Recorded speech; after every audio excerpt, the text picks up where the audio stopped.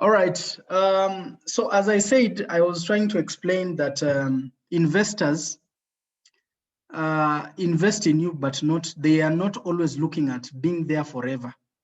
Usually they intend to make their exit. They have an exit plan. Their exit plan is usually when the value of your company goes up, other investors usually want to come in.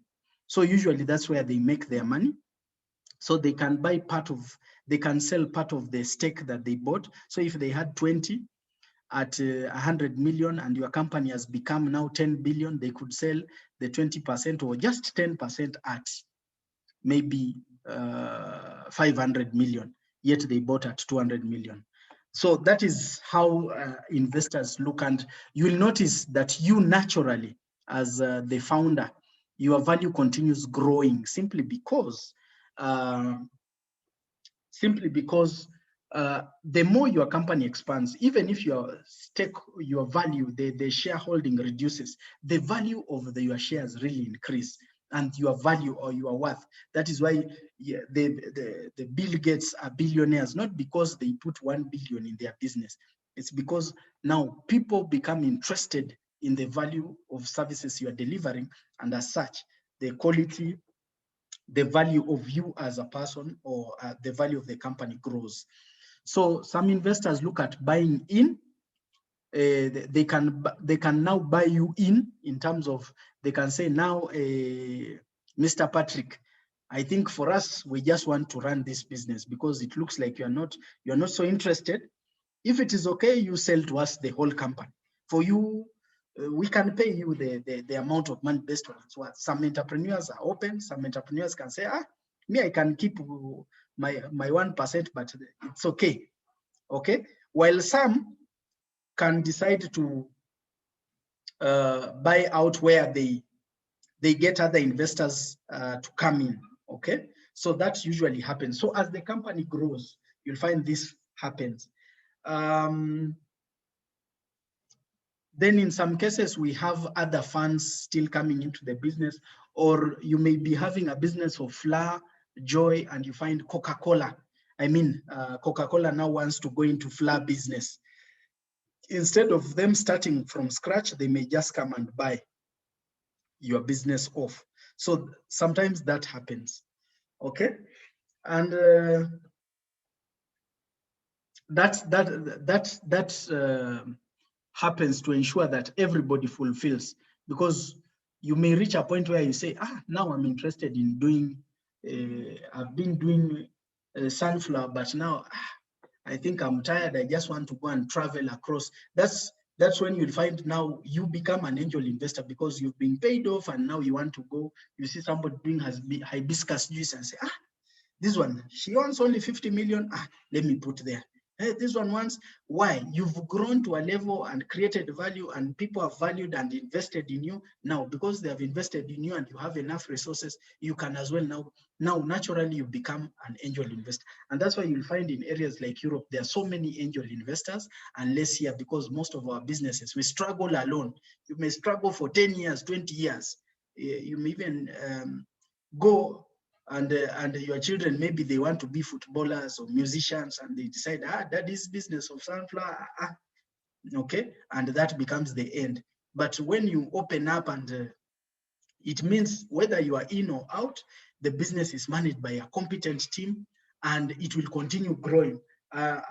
Trust me, the people who started Coca-Cola, whether their families are in the business or out of the business, Coca-Cola still exists. Now that is the difference. The business becomes generational, okay? And that is very important when you're looking ahead. All right. So I just thought to share with you so that you can see, okay. So when we start and we are in idea, we've not generated money. Usually we get money from our pockets or from family or from grants. Maybe some of our ideas are interesting, and some grants are out there that are interested. So we start from family, friends. FFF means family, friends, and fools. It does not necessarily these people are fools, but it means these people trust you even when they are not sure. Okay, so FFF means family, friends, and fools.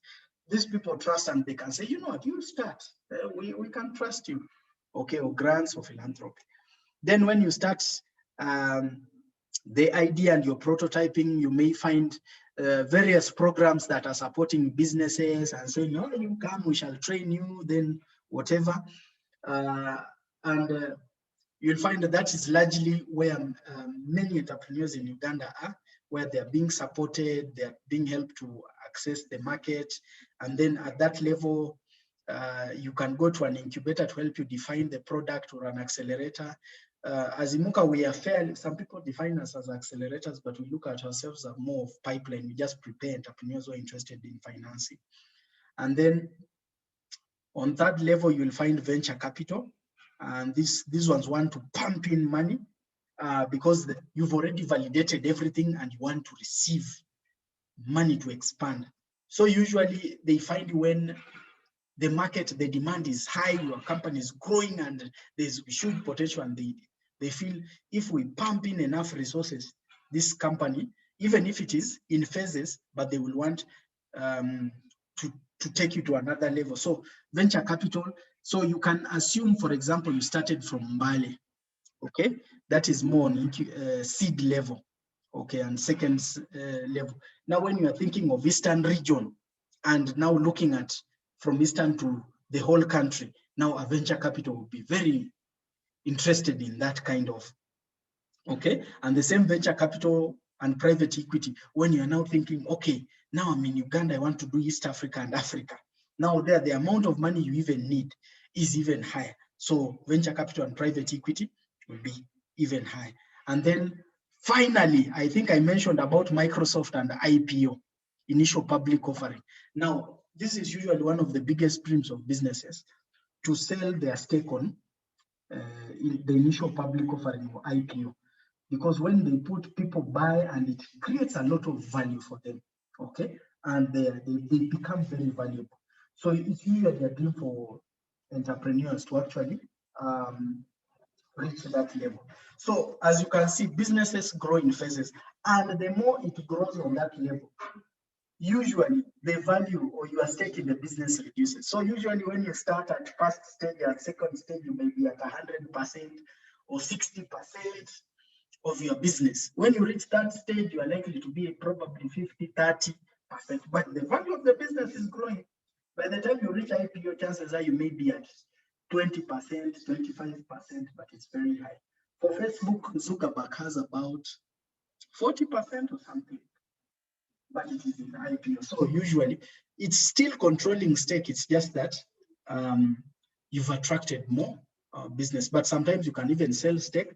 And you, like Charles Mbire has 1% of MTN, but that 1% MTN makes over $1 billion,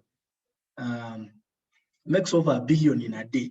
So in a day, how much is he making? If he has 1%, I'm sure you can do the calculation. So that helps you understand the value of expanding and serving more, even if your stake in the business reduces.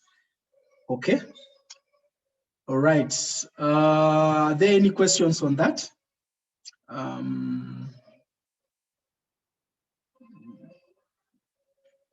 Okay, if there are none, I'll proceed.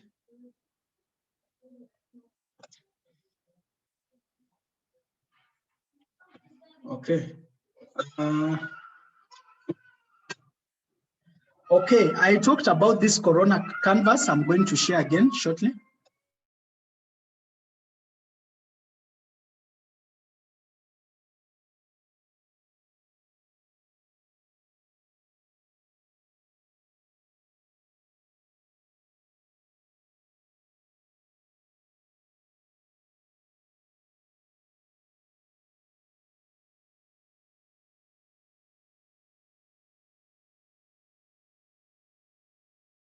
All right. I think that this is the one I started with, and I just wanted to share with you that challenges or adversity introduces a business to different opportunities, but it also makes the entrepreneur start thinking, what more can I do? What more can this business do? What more service or products can we do? And I was sharing with you that usually the customer segments or the market or the target market, you'll find some of the questions you need to ask. How are your existing customers going to be affected? Obviously, they have been affected. One, they cannot move, they're limited, they have limited movement. Maybe that necessitates delivery. Okay. Two, maybe they cannot access your product where you put, maybe you had an outlet and they need to move distances. Okay. Maybe how can they order? Okay. So probably the way they were accessing or ordering may need to change. Maybe their needs have changed. Maybe they were buying 5 kilograms of A, but now their capacity can only afford 1 kilogram, and probably you have not packed 1 kilogram. So some of these things necessitate thought in terms of changing. Okay, how can you broaden? How can you diversify the needs? Or probably the customers have changed. Now the customers who you need to serve probably are different. Maybe you are serving only households, but now the government wants to buy a lot of oil, maybe for, okay, or maybe there are some companies which are doing CSR and they want to buy a lot of your products to serve. Okay, so this helps you see there could be an opportunity here. Maybe the banks, because they are active, they may be Rotary. Who are these new customer segments that you may actually serve? So in business, you now need to start looking, okay, I was serving A, are they still consuming in the same quantity, in the same capacity, or it has changed? If it has changed, are there more people? Are there other aspects or other needs that I can fulfill? Do I need to serve a different product? Do I need to deliver at their doorstep? That is just, you are just thinking about the customer. Okay, now in the relationships or the market, you are communicating maybe on one-on-one, but probably you cannot communicate on one-on-one. What other avenues? Is it phone calls? Is it email? Is it text message? Is it what? Can you send them a message that they can call you? Or do you have centers that you can can make them, that can easily be accessed by them, that you can communicate, or a community channel or a radio station? I don't know. Okay, then distribution channels. Okay, now based on the current scenario, are the current distributional channels working, or you may need to do just last mile or door-to-door delivery? Okay, can you sell online, or can you sell through phone or on WhatsApp? Okay, now this, you have to ask yourself about that. Then you may need to ask yourself about the value proposition, the way you are packaging, the way you are fulfilling that whole service. How best can you create a new or different value or experience depending on the changing needs? Okay, then the key activities. When you change your products or packaging or delivery, that means your key activities also change. Even maybe the way you are getting raw materials may need to change. So you also have to look at, okay, the key activities are changing. Then that means the key resources probably will need to change. Maybe I need to use A, I need to work with this. Then also your partnerships will change, because maybe there are some stakeholders you are working which have been affected. Now you need to look at new partners. Maybe now hospitals are becoming more functional. Maybe local councils, district offices where meetings, people coming to sign. Maybe supermarkets, I don't know. But maybe there is need for better partnerships, or partnerships that necessitate you accessing your customers to deliver your products and services, or partners that will enable you reach out to your customers. So that is something that you may need to pay attention to. Then on the cost structure, obviously, are there costs that are not necessary that you can cut? Are there costs that you can manage? Are there costs that you can reduce? Okay, so that is something that you can look at. Which cost is of priority? These are the times when you need, oh, I need to pay this priority one. This one can wait. So which one is essential, which one is not? Okay, then revenue streams, you'll find, oh, I was just making money from selling my oil, but if I print that Corona is whatever, probably I can partner with the Rotary and they can pay for me just to advertise this on my product, probably. Okay, so there could be so many possibilities depending on what you do. What this canvas is just saying is, can you think different? Can you see the possibilities? Can you discover the possibilities? Can you explore? Can you see what is more than there is? And when you do that, you'll see that the opportunities just emerge. All right. And now we are just going to run through the pitch deck. If there are any questions, I shared with you a template of the pitch deck, and I'm just going to explain the different parts and show you one or two examples, and we shall call this a day. Are there any questions so far in what I've discussed?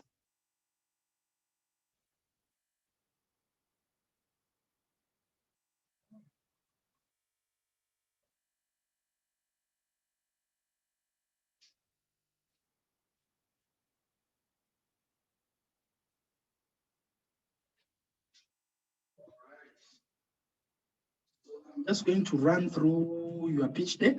So I just want to confirm that on yesterday's email, you all have the pitch deck which was sent, a pitch deck slide. So this is for you to just see the flow. You may not necessarily use this. You may actually speak and show your products, but this helps you see. But also for future engagements, you may find an investor says, okay, you send me your pitch deck, okay? So in standard, we shall show you, but we shall not necessarily want you to present using this. You may present as you show your products, and it still works, okay? But just for purposes of understanding your pitch, I'm going to take you through the pitch deck slide, which I've shared with you. So on the pitch deck, we have the title slide, and the title slide is where you put the name of your business, or you can put your customer or product or slogan, okay? Then we have the problem of opportunity. Here you specify what market problem are you solving, what need are you solving, what gap are you meeting. You have to present yourself as a solution, as an opportunity to an existing problem, challenge, need, or gap. The deal is, how do you make money? Sometimes you can explain your business, but people don't understand that. Me as a company A, I sell sunflower oil to households at an average price of 2,000. So here we are only asking company A, you are selling product to come to people, this product A to people in exchange of the following, okay? Market, how many customers are out there that you can consume? So initially in Eastern, you can say we have 2 million, but I'm targeting 200, but then expanding to the surrounding districts. Yeah, so we need to understand what is the market opportunity, because market becomes very important when we are looking at the value, and market also results in revenue. Then value proposition, what is the value? What value are you offering to your customers? Product, what is the product? Demo, or you can show, or you put a picture. Some of you who have flour, you may need to show your flour. Oil, you may need to show your oil. Education, you may need to put an image of a child with the characteristics of what a holistic child looks like in terms of values or behavior. Competitive analysis, I think we did this in your business plan where you share, okay, what makes you stand out? What is that value that makes you unique? Traction so far in the last 6 months, in the last 1 year. So if you are 5 years, hey, we started with 20,000, we're doing this. Now, in year 2, we set up factory. Year 3, now we are doing over 5 million. We are selling over 30 boxes a month, generating at least 50 million, and you get, now that shows, okay, there's something here. So that is something as entrepreneurs you need to put. What's your traction? Roadmap, where are you going? Okay, from where you are, where are you going? What are your next plans? Oh, I want to set up a plant by the next 8 months. Then I want to buy a transporting vehicle. Then I want to do ABC, the roadmap.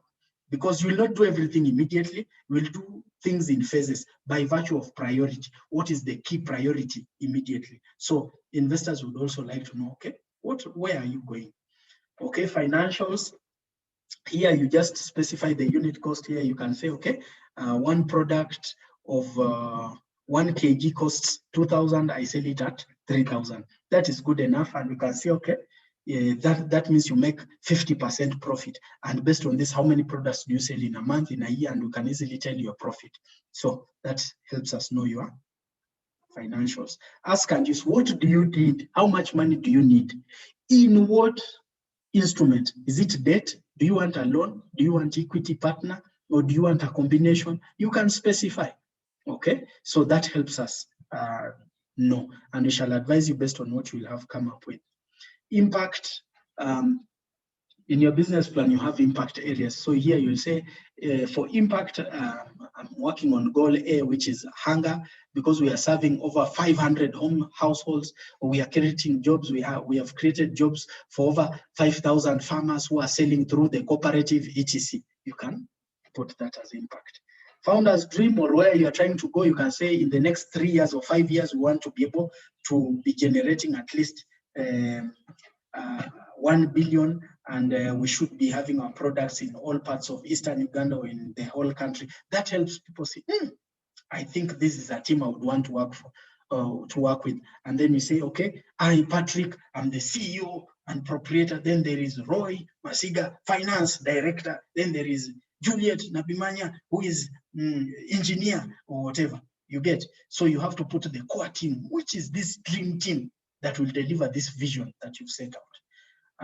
And that marks the end of your pitch deck. So I'm just going to share an example or two from some of the colleagues that you may have interfaced with in the past. Okay, so one is this group.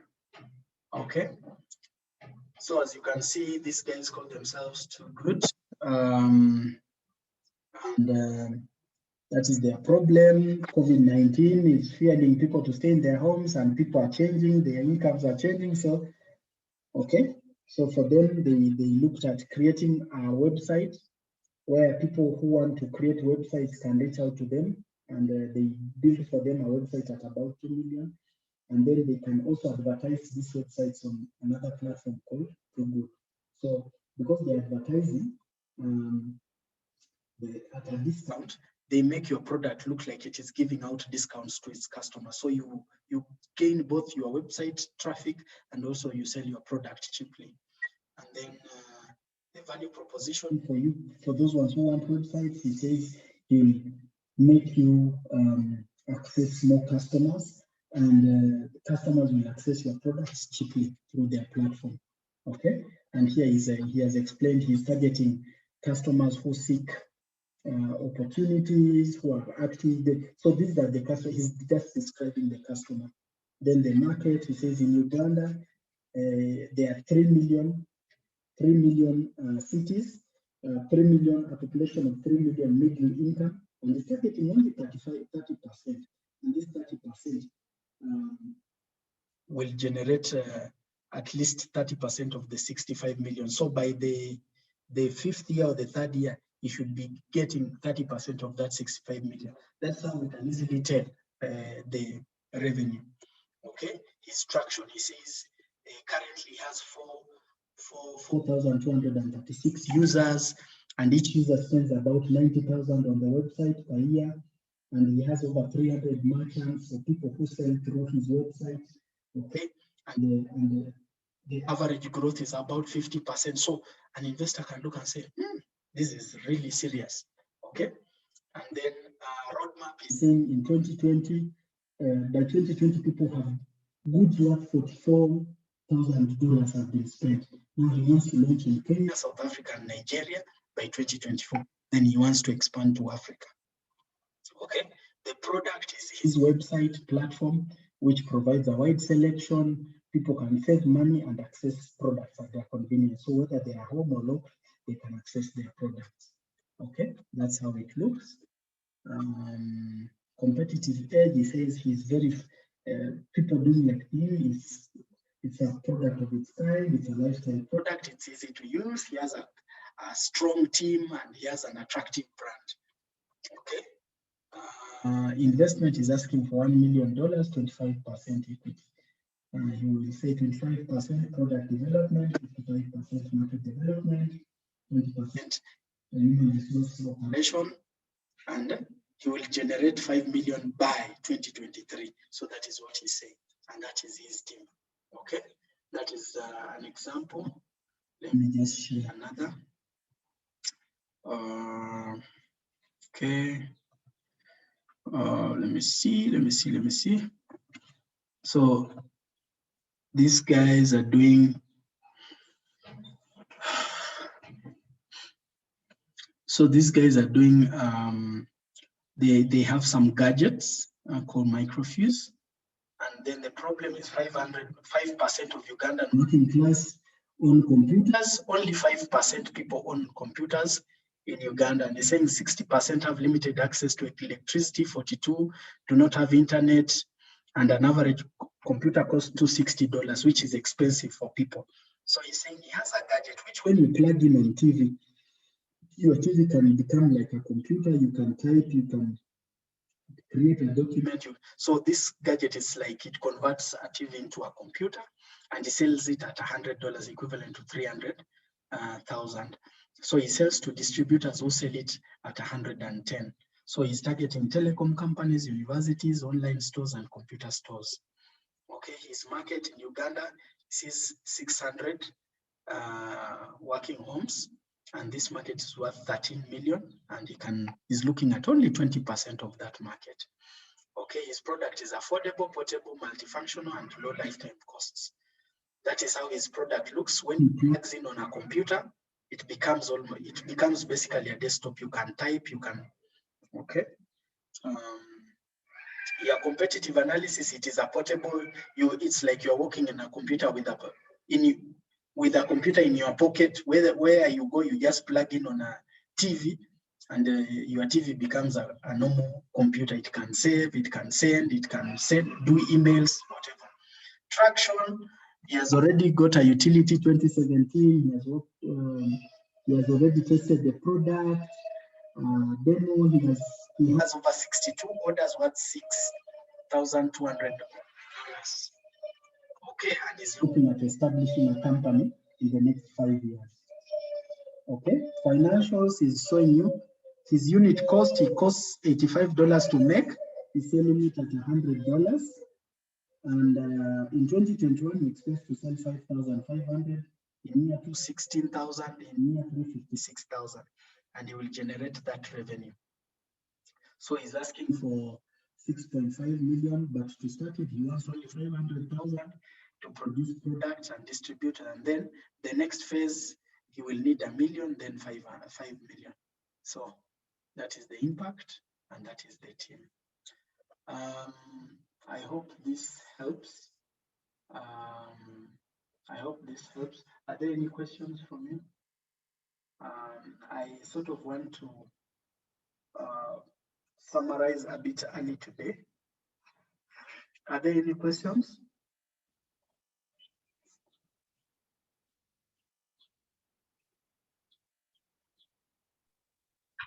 Hello, Roy. Yes, please. Hello. Yes, please. Roy, can I ask a question? Go ahead, please. Did you find my financials that I sent to you? I will send you. Did you receive the Yes, I received. Hello? I will give you feedback. I received and I will give you feedback. Okay. Yes, please. Okay, thank you. Roy, for me, when you go back to the pitch desk. Which one? The blank one or an example? No, the blank one. Mm-hmm. The blank one. Yes, sir. Point number 5, the deal. What's your deal? Yes. Now, like for example, my company, we partner with the AK Oils and Fats, a subsidiary of Mukwano groups of companies, in terms of seed for farmers. So they give us seeds at the 45. We sell it to the farmers at 55. That's also become part of our product, because when we give farmers the seeds, we want the oil, we want the sunflower grain. So if we don't bring quality seeds to them, you find that they may not be able to give us the quantities of raw material that we need. So in this deal, do I bring it also out here? Then also on our business plan, the product. Does the seed also become part of our product, or we just expect that we get it from Mukwano and sell to our farmers? I want some elaboration on that. Okay, thank you. I wish I could have shown you for Imuka because it's almost, but let me share with you another example which has a deal so that you can, but it's literally almost the same, but a deal where somebody is in the middle. So let me just share with you, for example, these guys are called Sparky. So with Sparky, okay, I will consider you are like a local agent, but it can be a company. So what you're saying is you're buying seeds at 35. You're buying seeds at 35 and you're selling to farmers at 45. And then you are selling oil at a certain price. So that can also be in the deal. Or you can say, I produce oil, okay? And then I also sell seeds, but your core product is the oil. So you can say I generate 5% of, or is it 5 shillings or something from selling seeds. So you can actually include it and put yourself in the middle and say there's farmer and there's end consumer. So for end consumer, I sell oil. Okay, let me just see if I can point. I can say this one is end consumer. Okay, let me just see if I can type and say this one is end consumer. And then here I can say, here I can say farmer. So here you sell to farmer seed. You can say seed. I don't know, seed. Okay. You sell to farmer. They buy from you seeds, and you sell at $5. And then here you sell oil. You sell oil, and they pay this amount of money. So something like that. I hope that makes sense. Right. Just hold on there. Here, the deal I have with the farmer is that I sell seeds to the farmer, I buy grain from the farmer. No, your deal is not what you. What I buy. Your deal is where the business is. So okay. The business is not necessarily buying. The business is the value you are creating. So here, the value you are creating from the seed, and then you are creating value from the cooking oil. Okay. Okay. Yes. That is then the deal. I also have seed cake. What does the seed cake go to? To the end consumer? Because so you can put cooking oil at this amount, and then seed cake at this amount. It's also okay. Yeah. Okay. Well understood. Okay. You see what is interesting is some people pitch, and you'll find at the end of the day the investor asks, okay, so what is your business? It means the deal side was not spoken. So here it's a simplified way. Okay, what exactly do you do? I sell cooking oil at this amount, and I also sell seed cake, and I also so just from the illustration, somebody will know, okay, and that is good enough. Okay. Any other question? All right. One final thing. I want to kindly ask that with a lot of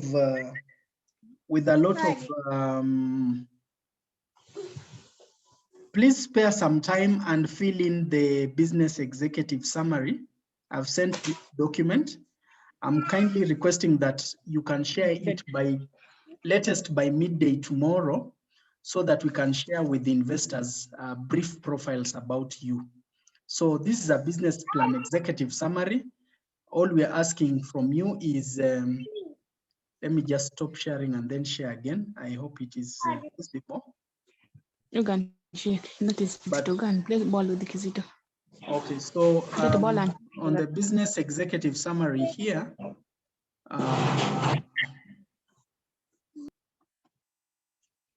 here we are asking you, put your company name, who is the founder, so it can be Gertrude and or Gertrude alone. When did you start? I started in 2020, maybe I registered. What are the milestones? I started with maybe this, I was producing 5 kilos. Now I'm at this, my current plans are this. Like, we really want to get a niche of what this journey has been. Then what products and services I produce A, I produce B, I produce C, but they should be related. Let it not be so diverged. Then monthly turnover, I make maybe, it's the revenue. We are not asking you for profit. We're asking, okay, on average, obviously some of you have seasonal, but on average, we make around 5 million or 10 million a month. Okay, monthly supply demand, it means, for example, if it is cooking oil, how much demand do you have it? For example, if you sell 50, is it that there is more demand and you cannot supply? Because we need to have a feel that the demand is high and you need to be able to supply. So here you just estimate the demand. And then market analysis, we are currently supplying maybe in Eastern region, in wholesales, in supermarkets, etc. How much money do you need? You mention, okay, I need this amount.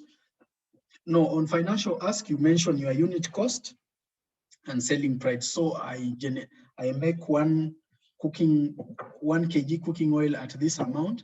I sell it at this amount. I make this amount. And then every month we generate this, and we would like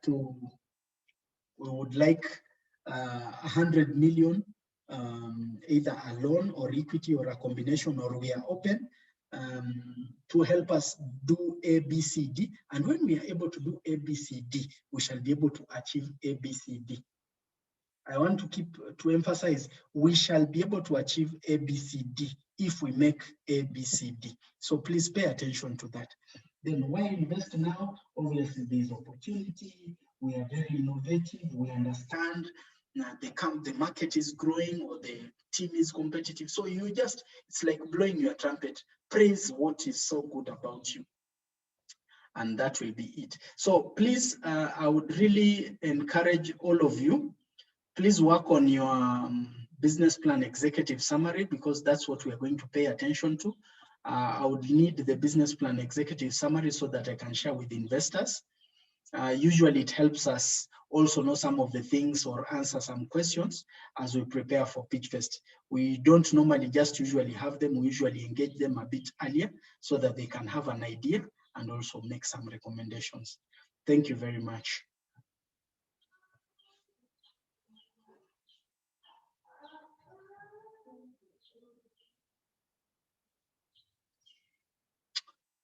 Somebody's saying I share the examples of pitch decks. Unfortunately, I cannot share because these are, we don't share client documents. We can only guide you into making yours, but we cannot share those. They may attack us. So just for purposes of disclosure, we shall not share the document. We can only share on one-on-one examples so that you can just get an idea how it should be shared or developed. Are there any questions? Okay, if not, I'm going to ask that you start working on your pitch decks kindly, and then work on your executive summaries. But my priority would be send the business executive summaries today. And then at least the pitch decks, we are going to work on that the whole week. My colleague Julia will be taking lead tomorrow on how you can present, storytelling, how you can attract attention, etc.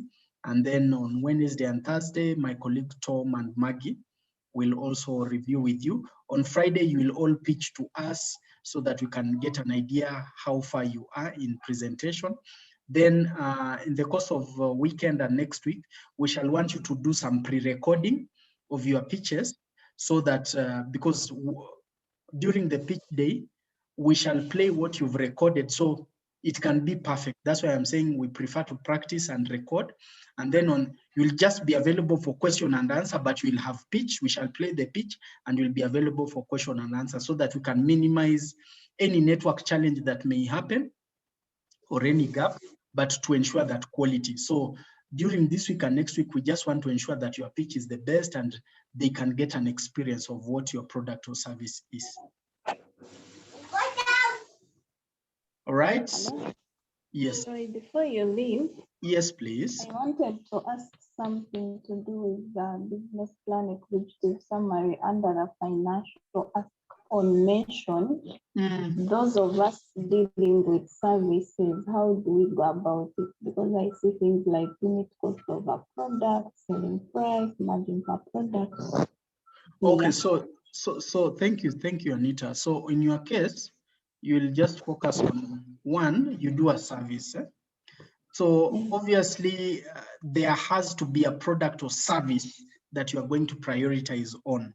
Okay, whether you say you want to work with organizations or you want to, well, you know better your services. So you can say we need our unit cost of supporting an organization is probably $500, and we get at least 800 out of each support. So we would need maybe $50K or 100 million Uganda shillings to provide or to secure maybe learning materials, internet gadgets, or whatever. This should be able to translate into fulfilling the existing orders or services, despite the challenges that have limited movement for our clients, because we still need to deliver these services. So that can still work. Does it make sense? Yes, thank you. Okay, thank you. Anything else? All right, have a blessed day, and we shall connect tomorrow. I'll just be in briefly to see how it starts, but Julia will be taking through tomorrow. And then just one final thing, for the next, apart from Thursday next week, which is Pitchfest, we have started what we call COVID-19 adaptation series, and we are featuring some mentors and some mentors that we have. I'm just sharing with you, it's not yet out. This is, so we have this on Thursday. We have this on Thursday. I hope we can share with you also on mail. We are featuring Emmanuel Emodek. He's an entrepreneur we've worked with, Chap Africa. He'll be sharing some of the things an entrepreneur can do to navigate. He had some amazing ideas, but they also have a platform that is supporting entrepreneurs where you do not necessarily need to buy all stock or something like that. And you can also get credit easily if you're selling or buying or selling products. So he will be featuring Julia, who will be taking you tomorrow, is a sales expert. So he'll be sharing more about how to navigate your sales during this time. And then David Sempala, one is also one of our mentors, but a very experienced marketing guru. He's been in the industry for quite a while, and he will also be sharing how you can market, brand, improve your communication during uncertain times, because we are trying to navigate uncertain times. So this is going to be on Thursday. We shall share the details. So we are just finalizing and starting to share this out. So please mark your calendar. It's Thursday from 2 p.m. Thank you very much.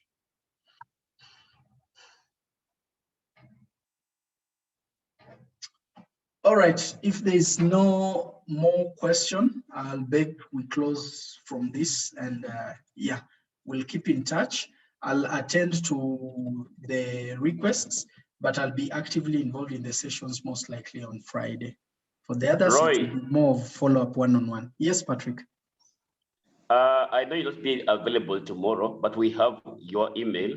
We shall be sending you, and even for us who did send our business plans last week, please, I know in the course of the week, even if we don't interact, but we shall be interacting on your mail. Okay, I've at least received from Tadeo and Joy. I should be able to respond details. Yeah, thank you. Well. All right. Have a great day and week ahead. Thank you very much. You too. Okay.